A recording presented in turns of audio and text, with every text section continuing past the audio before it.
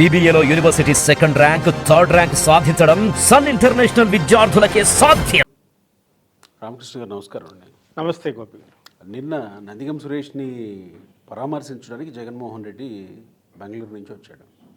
పరామర్శించి అయిపోయిన తర్వాత సరే రిలేటెడ్ సబ్జెక్టే కాబట్టి, అసలు మూల కారణమైనటువంటి సబ్జెక్టే కాబట్టి మంగళగిరిలో తెలుగుదేశం పార్టీ మీద జరిగినటువంటి దాడి విషయంలో జగన్మోహన్ రెడ్డి ఏం మాట్లాడాడు, ఎలా మాట్లాడాడు, కొంచెం మతి ఉండి బుర్ర పెట్టే ఎవడికన్నా జగన్మోహన్ రెడ్డి మాట్లాడడం, ఓహో జగన్మోహన్ రెడ్డి మాట్లాడేది నిజమేనేమో అనే అనుమానాస్పదమైనటువంటి ఆశ్చర్యార్థకం కూడా పెట్టుకునే పరిస్థితి ఉండదు బుర్రబెట్టి ఆలోచించేవాడికి. అది మాట్లాడుతూనే ఆయన నందిగం సురేష్ని పరామర్శించడానికి వెళ్ళినప్పుడు నందిగం సురేష్ లోపల ఉన్నాడు జైల్లో. వెళ్ళగానే ఏడ్చాడు, నన్ను చూసి ఏం పర్లేదు నేను ఉన్నా చూసుకుంటానని చెప్పి హామీ ఇచ్చాను అని చెప్పుకుంటూ వచ్చాడు. సరే మనం పార్టీ ఆఫీస్ గురించి వద్దాం. దీనికంటే ముందు నందిగం సురేష్ ఏడ్చాడు అని అన్నాడు. నందిగం సురేష్ ఏడుస్తాడా జైల్లో ఉండగా? ఇది అంత నమ్మశక్యంగా అనిపించట్లేదు గోపి గారు. ఎందుకంటే నందిగం సురేష్ ఎందుకు ఏడుస్తాడండి? ఇప్పుడు నందిగం సురేష్ జగన్మోహన్ రెడ్డిని చూసి ఒక కారణం చేత అయితే ఏడ్చి ఉండొచ్చు. అరే పాపిష్టి ఎదవా, నిన్ను నమ్ముకొని మా గతి ఇలా అయింది, ఎంత పని అయిందో చూసావా, నువ్వు ఒక్కడే జైల్లో ఉండేవాడు ఒకప్పుడు, నీ కారణంగా ఇప్పుడు మొత్తం అంతా మేమందరూ కూడా జైలు పాలైపోతున్నాము, నువ్వు చెప్పిన పాపిష్టి పనులన్నీ చేసిన దానికి అన్నీ ఒకవేళ ఏడ్చి ఉండొచ్చు ఈ వ్యక్తిని చూసిన తర్వాత.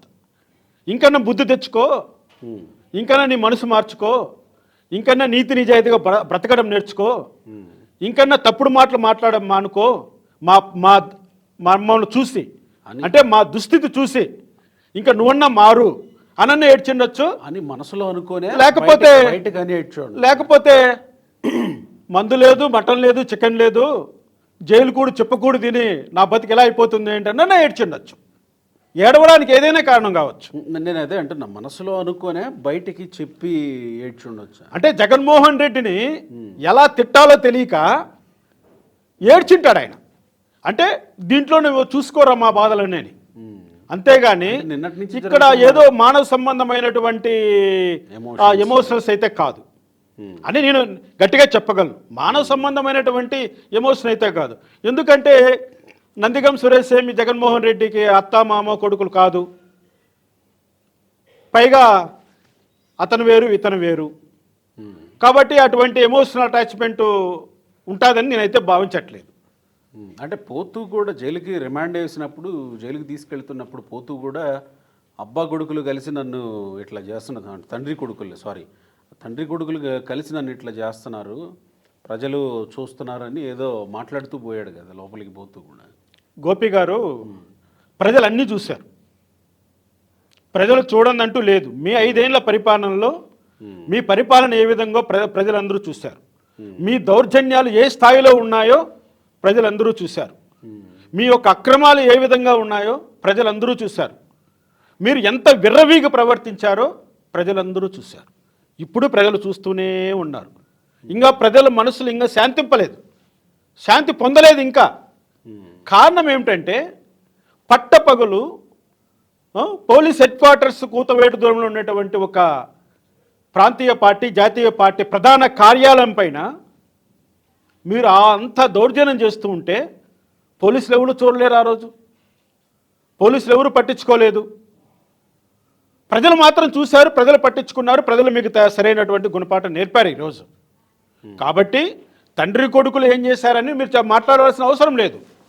వ్యవస్థలు చేస్తూ తన పని తను చేసుకుపోతున్నాయి. మీరు అధికారంలో ఉన్నప్పుడు ఏ వ్యవస్థ తన పని తను చేయలేదు, మీరు చేయనీయలేదు. నందిగం సురేష్ లోపల జైల్లో ఏమి తినట్లేదు, ఉపవాసం ఉంటున్నానని చెప్తున్నాడట అని ఏదో ఒక ప్రచారం వచ్చింది. అలాంటి అవకాశం ఉంటుందా అండి? గోపి గారు, చట్ట ప్రకారం, జైలు మాన్యువల్ ప్రకారం జైల్లో నిరాహార దీక్ష చేయాలి అంటే కుదరదు. అంటే దీక్ష కాదు, ఏదో ఉపవాసం ఉంటున్నానని ఏదో అదొక ప్రచారం వచ్చింది బయటికి. ఇప్పుడు ఆయన ఉపవాసము దేనికోసం చేస్తుంటాడు? తనకు పట్టిన కొవ్వు కరిగించుకోవడానికి ఉపవాసం చేయొచ్చు. తన ఒళ్ళంతా కొవ్వుతో నిండిపోయింది కదా, ఒక 4 పూట్లు తిండి మానేస్తే ఆ కొవ్వు కరుగుద్ది, చేయనేయండి. ఇటువంటి వాళ్ళకి అదే పెద్ద శిక్షగా అందరూ ప్రజలు భావిస్తారు. ఒక 4 పూట్ల తిండి దొరకపోతే ఆ కడుపు మార్చుకుంటే ఎదుటివాడి కష్టాలు, పేదవాడి కష్టాలు, వీళ్ళ వల్ల ప్రజలు ఎంత నష్టపోయారు, ఎంత కష్టాలు పడ్డారనేది కొంచెమైనా జ్ఞప్తికి వస్తుంది. కాబట్టి చేయనివ్వండి. జామకాయలు అమ్ముకొని ఎంపీ స్థాయికి రాగలిగాను అంటే, జామకాయలు అమ్ముకునేదంటే నొప్పి తెలిసేటువంటి పరిస్థితే కదా సార్. పేదవాడే కదా, కష్టపడి పైకి వచ్చిన వాడే కదా, తెలియకుండానే ఈ స్థాయికి వచ్చాడా? గోపి గారు, నేను జామకాయలు అమ్మినాను, మామిడికాయలు అమ్మినాను, నేను తట్టల్లో కప్పలు అమ్మినాను, బుట్టల్లో చేపలు అమ్మినాను, నేను ఈరోజు ఎంపీ అయినాను, మినిస్టర్ అయిపోయినాను, అవన్నీ నమ్మే స్థితిలో ప్రజలు ఎవరూ లేరు. ఏ ప్రజాప్రతినిధి కూడా అంత డబ్బు లేకుండా వచ్చి రాజకీయాలు నడుపుతున్నారంటే ఎవరు కూడా నమ్మం. నువ్వు జగన్మోహన్ రెడ్డికి బినామీవే. ఇసుకలో, కృష్ణానదిలో ఉన్న ఇసుకంతా దోపిడీ చేసి అమ్ముకున్నటువంటి ఒక గజ దొంగ నువ్వు. కాబట్టి నీ జైలుకి ఎందుకు వచ్చాడయ్యా నీ దగ్గరికి అయినా జగన్మోహన్ రెడ్డి? అరే లెక్కలు ఎక్కడున్నాయో చెప్పరా, నీ బొక్కలన్నీ ఎతకాలని వచ్చి ఉంటాడు నీ దగ్గరికి, అవే అడిగింటాడు నీకు. అందుకని నువ్వు ఏడ్చింటావు. నువ్వు కృష్ణానది ఇసుకంతా అమ్మింది ఇతనే కదా, ఈ నందిగం సురేష్ పేరే కదా ఈరోజు బోట్ల విషయంలో బయటకు వస్తుంది. ఆ ఇసుక బినామీ అంతా ఇతనే కదా, ఇత లోపల కూర్చున్నాడు. ఇప్పుడు ఆ లెక్కలు ఎవరు చెప్పాలి? జగన్మోహన్ రెడ్డికి ఆ లెక్కలు ఎవరో అప్పచెప్పాలి. విచారణ చేస్తుంటాడు మనోడు, ₹1 కూడా వదిలిపెట్టాడు కదా. కాబట్టి నందిగం సురేష్ ఏడవలోన ఇదో ఉంది. ఒకవేళ జగన్మోహన్ రెడ్డి చెప్పిండొచ్చు, అన్నా నువ్వు ఇట్లా నన్ను లెక్కలు అడిగావంటే నేను జైల్లోనే కథమైపోతాను, నేను జైల్లోనే నిరాహార దీక్ష చేసి ఇక్కడే చచ్చిపోతాను, నా లెక్కలు నావి, నీ లెక్కలు నీవినా, నువ్వు బయట పోయి చూసుకోపని చెప్పింటాడు సురేష్ ఖచ్చితంగా. అయితే ఒకసారి మనం కేంద్ర కార్యాలయం విషయం దగ్గరికి వద్దాం. అంటే ఒక్కొక్క పాయింట్ తీసుకుందాం. జగన్మోహన్ రెడ్డి నిన్న మాట్లాడింది సరే, జగన్మోహన్ రెడ్డి అంత ఓపెన్గా మాట్లాడినప్పుడు మనం జనాలకు తెలియదే ఉందిలే, కానీ బోషడికే అనే పదానికి అర్థమైంది సార్. అసలు మీరు పరిశోధించే ఉంటారు కదా అప్పటి నుంచి, అప్పుడు పట్టాభి మాట్లాడినప్పటి నుంచి 2020-21 అప్పటి నుంచి మీరు పరిశోధించే ఉంటారు కదా. అప్పటి నుంచి జగన్మోహన్ రెడ్డి అంత ఓపెన్గా దానికి అర్థం ఇది అని చెప్తున్నా అదే అర్థమా, లేకపోతే ఇంకేమన్నా అర్థమా? దాని నుంచే కదా మా వాళ్ళకి బీపీ వచ్చిందనో, మా వాళ్ళకి కడుపు మండిందనో జగన్మోహన్ రెడ్డి చెప్తుంది. వాస్తవానికి బోసడీకే అంటే ఒక రకమైన తిట్టి, బూతది, బూతే. ఓకే, అందులో కాదని లేవు. ఎందుకంటే ఈ బోసడీకే అనే పదము నైజాం ప్రాంతంలో ఎక్కువగా వాడుకలో ఉంటుంది. ఇది ముస్లిం లాంగ్వేజ్, ఒక రకంగా అరబ్బీ కాదు, ఒకవైపున ముస్లిం లాంగ్వేజ్. ఇది కొన్ని మిక్స్డ్ లాంగ్వేజ్తో పుట్టినటువంటి పదం. ఇది ఎక్కువగా నైజాం ప్రాంతంలో పోరా బోసడీకే అంటుంటారు. అంటే ఒక రకంగా ఒక భూత పురాణమే దీన్ని మనం అనుకోవచ్చు. కానీ ఈ పదాన్ని ఒక్కొక్క చోట ఒక్కో రకంగా వాడచ్చు. అంటే ఆ కాంటెక్స్ట్ని బట్టి వాడుకోవచ్చు. దానికి తిట్టుగా అన్నా పరిగణించవచ్చు, లేకపోతే ఒక ఊత పదంగానైనా సరే పరిగణించవచ్చు. ఇక్కడ జగన్మోహన్ రెడ్డిని పట్టాభి గారు బోసడీకే అన్నారని, దాన్ని ఆధారం చేసుకునే వైసీపీ కార్యకర్తలకు అందరికీ బీపీలు పెరిగిపోయాయని, అదేదో సినిమాలో కామెడీ అదే అంటున్నా, బోస్ డీకే అని పెట్టుకొని. నేను ఇక్కడ అదే అంటున్నా, కాంటెక్స్ట్ ముఖ్యము. ఆ పదాన్ని వాడినటువంటి విధానము పట్టి దాని అర్థాన్ని మనం అర్థం చేసుకోవచ్చు. ఇక్కడ మామూలుగా మనము ఒక మాట మాట్లాడుతుంటాం, నీ అమ్మ మొగుడు అనడానికి, మీ నాన్న అనడానికి ఒక వ్యత్యాసం కనపడుతుంది. అదే ఒక స్త్రీ మరో స్త్రీని సంబోధించేటప్పుడు ఆ పదాలన్నీ కూడా కొంచెము తగ్గుతాయి, దాని ఇంటెన్సిటీ తగ్గుతుంది. కాబట్టి ఇక్కడ బోసడీకే అనే పదాన్ని వాడారు అన్నది వాళ్ళు ఇప్పుడు ప్రచారంలోకి తీసుకొస్తున్నారు. కాబట్టి ఆ పదం వాళ్ళకు వర్తించేటట్లు వాళ్ళు భావిస్తే వర్తిస్తుంది. మాకు వర్తించదులే అనుకుంటే వర్తించదు.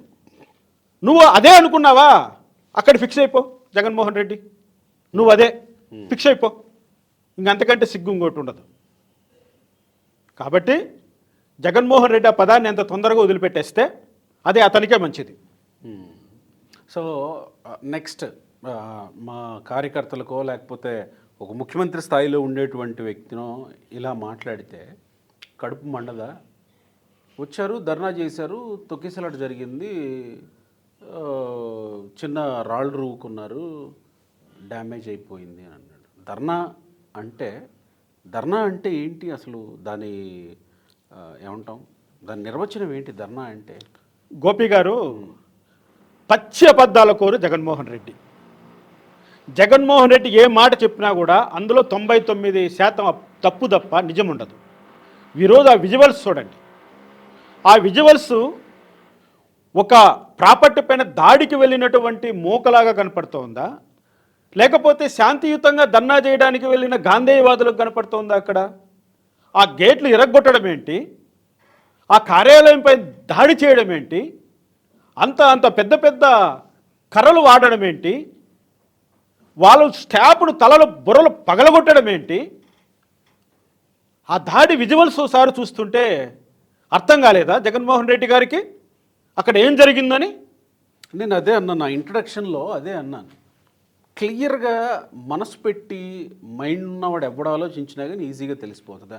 అంత ఈజీగా అది దాడి కాదు, అది ధర్నా, అది తొక్కిసలాట, అందులో భాగంగా ఏదో రాళ్ళదాడి జరిగింది, మా వాళ్ళు ధర్నా చేయడానికి వెళ్తే తెలుగుదేశం పార్టీ వాళ్ళు అడ్డుకునే ప్రయత్నం చేశారు, అక్కడ జరిగినటువంటి తొక్కిసలాటలో జరిగినటువంటి డ్యామేజ్, ఇంతే.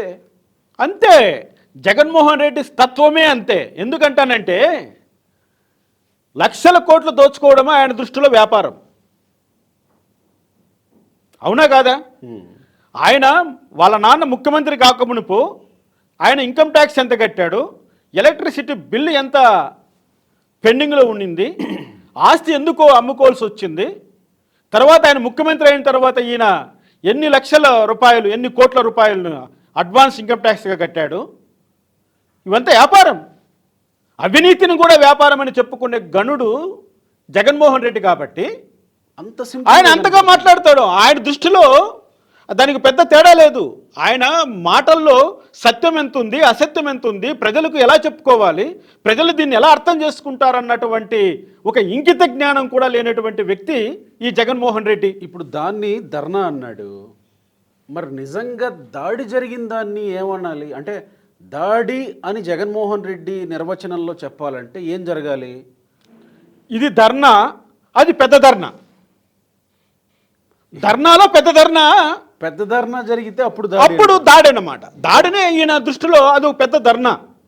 అదే సార్ నేను ఇప్పుడు జగన్మోహన్ రెడ్డి నోటి వెంట ఇదిగో ఇది దాడి అనే పదం రావాలి అని అంటే ఏం జరగాలి? అక్కడ ఏం జరిగితే దాడి అంటాడు? అంటే మర్డర్స్ ఏమైనా జరగాల? ఇప్పుడు కరెక్ట్గా అడిగావు. రాయలసీమ పరిభాషలో దాడి అంటే అటుపక్క ఒక 30 తలలు, ఈ పక్క 30 తలలు దిగిపోవాలి. 10-15 బాంబులు వేయాలా, ఒక 20-30 సుమోలు వేయాలా, ఒక 10-15 కిలోమీటర్లు ఆ పొగలు కమ్మిపోవాలా, ఒక ఊరు సర్వనాశనం అయిపోవాలా, అప్పుడు దాన్ని దాడి అంటారు. ఈ విధంగా రాళ్లతోనూ కర్రలతోనూ పోయి చిన్న చిన్న బుర్రలు పగలు కొట్టుకొని చిన్న చిన్న అద్దాలు పగిలితే జగన్మోహన్ రెడ్డి దృష్టిలో అదే ఎలా దాడి అవుతుంది? ఆయన దృష్టిలో దాడి అంటే ఇంత భయంకరమైనటువంటి బి గోపాల్ డైరెక్షన్లో చూపించాలి. మరి లేయాలి ఒక 10 సుమోలు పైకి, దాన్ని దాడి అంటాడు ఆయన. ఇప్పుడు కేతిరెడ్డి పెద్దారెడ్డి, జేసీ ప్రభాకర్ రెడ్డి ఇంటికి వెళ్ళడం అది కూడా ధర్నా అయితే? అంతే, ధర్నా అంటే సింపుల్ ధర్నా. నిరసన వ్యక్తం చేయడానికి వెళ్ళారండి వాళ్ళు. దాడి చేయడం అంటే మా పరిభాషలు అది కాదు. వెనకాల ఒక లోడుకు రావాలి కత్తులు, కటార్లు, నాటు బాంబులు, అది దాడి. చిన్న చిన్న కర్రలు ఎత్తుకొని పోయేదంటే ధర్నానే ఆయన దృష్టిలో. కాబట్టి జగన్మోహన్ రెడ్డి మైండ్ సెట్ ఎక్కడ ఉందయ్యా? జగన్మోహన్ రెడ్డి యొక్క మనస్తత్వానికి దగ్గరగా ఎవరుంటారు? జగన్మోహన్ రెడ్డి దృష్టిలో ఏ పదానికి ఏం అర్థం ఉందో మనం అక్కడి నుంచి అర్థం చేసుకోవాలి. ఆయనకు డిక్షనరీలో ఉండే పదాలు ఆయనకు అర్థం రాదు. ఆయనకు తెలుగు ఇంగ్లీష్ డిక్షనరీలో ఉన్నటువంటి పదాలు, బ్రౌన్ గారు రాసినటువంటి పదాలు, శంకర్ నారాయణ రాసినటువంటి అర్థాలు అవి అతనికి తెలియదు. అవన్నీ కూడా జగన్మోహన్ రెడ్డికి తెలిసిండే పరిభాషలోనే ఆయన అలా నిలిచిపోయాడు. సమాజంలో ఏముంది, చట్టంలో ఏముంది, న్యాయంలో ఏముంది, 10 మంది ఏమి వాడుక చేస్తున్నారు, 10 మందికి ఏం తెలుసు అనేది ఆయనకి అనవసరం. ఆయన తెలిసినటువంటి పరిభాషలో ఎక్కడ ఉంటాడో అక్కడే ఉన్నాడు. ఈరోజు ఆయన దృష్టిలో దాడి అంటే నేను ఇప్పుడు ఇంత చెప్పానే, సమరసింహారెడ్డి ఇంద్ర స్థైల్లో జరిగితేనే మనోడు వీలలేస్తాడు, కేరింతలేస్తాడు. అది కరెక్ట్. చివరిగా గుర్తుపెట్టుకోండి, చూస్తున్నారు కదా, రేపు మీకు కూడా ఇదే గతి పట్టుద్ది, ఇదే జైల్లో మిమ్మల్ని కూడా వేస్తా అని 11 సీట్లు వచ్చిన తర్వాత కూడా అంత ధైర్యంగా ఎట్లా చెప్పగలిగాడు జగన్మోహన్ రెడ్డి? అంటే ఎందుకు 11 సీట్లకి పరిమితమయ్యామో అర్థం చేసుకోకుండా అంత ధైర్యంగా ఆ మాట ఎట్లా అనగలిగాడు? గోపి గారు, జగన్మోహన్ రెడ్డికి ఇంతవరకు వాస్తవం బోధపడట్లేదు. జగన్మోహన్ రెడ్డి ఏమనుకుంటున్నాడు? పడట్లేదా, ఎక్కించుకోవట్లేదా? జగన్మోహన్ రెడ్డి ఏమనుకుంటున్నాడు? నన్ను ఓడించింది చంద్రబాబు నాయుడు, పవన్ కళ్యాణ్, మోడీనో కాదు, నన్ను ఓడించింది ఈవీఎం మిషన్లు. రైట్. ఇప్పుడు చెప్తాను నేను. కొద్దిసేపటి కిందట జూపుడి ప్రభాకర్ కూడా ప్రెస్ మీట్ పెట్టి అదే మాట చెప్తున్నా. నన్ను ఓడించింది ఈవీఎం మిషన్లు, ఎలక్షన్ కమిషనే, కానీ నన్ను ఓడించింది చంద్రబాబు నాయుడు కాదు, నన్ను ఓడించింది రాష్ట్ర ప్రజలు కాదు, నన్ను ఓడించింది నా తప్పులు కాదు, నన్ను ఓడించింది నా అక్రమాలు, నా దుర్మార్గాలు కాదు, నన్ను ఓడించింది ఈవీఎం మిషన్లు అని ఆయన ఫిక్స్ అయిపోయాడండి మైండ్లో. ఇంకా అక్కడి నుంచి ఆ మనిషి బయట రావట్లేదు. అక్కడి నుంచి బయట వచ్చి ఆలోచిస్తే జగన్మోహన్ రెడ్డికి వాస్తవం బోధపడుతుంది. ఆ వాస్తవం గ్రహించడానికి కూడా జగన్మోహన్ రెడ్డికి అహం అడ్డ వస్తుంది. తనను తను రీస్క్రూట్నీ చేసుకోవడానికి కూడా జగన్మోహన్ రెడ్డి అవకాశం ఇచ్చుకోవట్లేదు, ఆత్మ పరిశీలన చేసుకోవట్లేదు. ఎంతసేపులు ఆయన ఒకటే వాదన, నన్ను ఓడించింది ఈవీఎం మిషన్లే, నా అత్త నా అవ్వ తాతల ఓట్లు ఏమైపోయాయి, నా అక్క చెల్లెళ్ళ ఓట్లు ఏమైపోయాయి, నా అమ్మఒడి ఏమైపోయింది, నా చేయుత ఏమైపోయింది, నా దీపం ఏమైపోయింది, నా డాష్ ఏమైపోయింది అని ఆక్రోశిస్తున్నాడే కానీ వాస్తవానికి ఏం జరిగిందో ఆయన గ్రహించట్లేదు. ఇప్పటికే అదే భ్రమలో ఉన్నాడు.